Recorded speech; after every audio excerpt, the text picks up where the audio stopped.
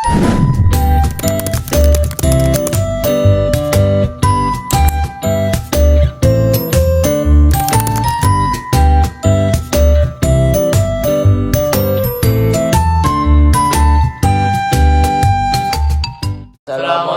warahmatullahi wabarakatuh.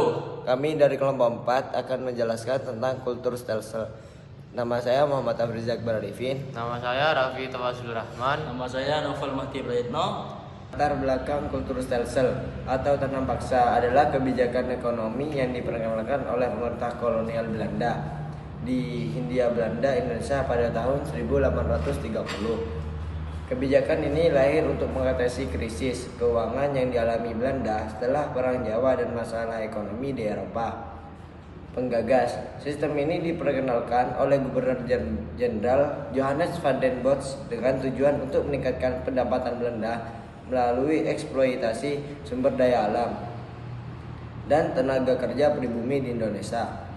Ketentuan sistem: petani pribumi diwajibkan untuk menyerahkan 20% dari tanah pertanian mereka untuk menanam tanaman ekspor seperti kopi, teh, nila, tembakau, dan tebu. Selain itu, waktu kerja wajib juga ditetapkan selama 66 hari per tahun untuk menanam tanaman bagi pemerintah kolonial. Tujuan ekonomi. Kultur stelsel dirancang untuk memberikan pemasukan besar bagi Belanda dengan cara memaksimalkan ekspor dari tanah jajahan. Dalam praktiknya, sistem ini berhasil menyelamatkan ekonomi Belanda dari kebangkrutan dan memberikan keuntungan besar bagi negara tersebut. Eksploitasi buruh. Petani tidak hanya dipaksa menyerahkan sebagian tanah mereka, tetapi mereka juga diharuskan bekerja di lahan yang dikelola oleh pemerintah kolonial tanpa bayaran yang memadai. Ini menyebabkan eksploitasi besar-besaran terhadap tenaga kerja pribumi. Dampak sosial. Sistem ini menyebabkan penderitaan hebat bagi rakyat Indonesia. Banyak petani yang kelaparan karena tanah mereka tidak lagi digunakan untuk menanam bahan pangan, dan mereka tidak memiliki waktu untuk mengurus kebutuhan pokok keluarga mereka. Korupsi dan penyelewengan. Di tingkat lokal, banyak pejabat Belanda maupun pengusaha pribumi yang menyalahgunakan kekuasaan mereka dengan memeras penduduk setempat, menambah beban pajak, dan memanfaatkan sistem ini untuk keuntungan pribadi. Kelaparan akibat tanam paksa.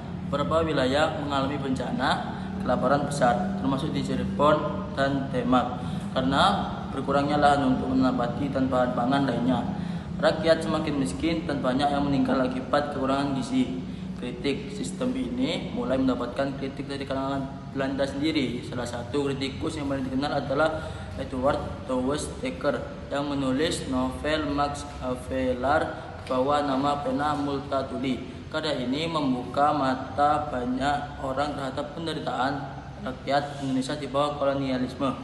Akhir dari kultur stelsel. Setelah bertahun-tahun menerima kritik baik dari dalam maupun luar Belanda, pada tahun 1810 kultur stelsel akhirnya dihapuskan dan digantikan oleh sistem ekonomi yang lebih liberal, di mana perusahaan swasta mulai berperan dalam ekonomi Hindia Belanda.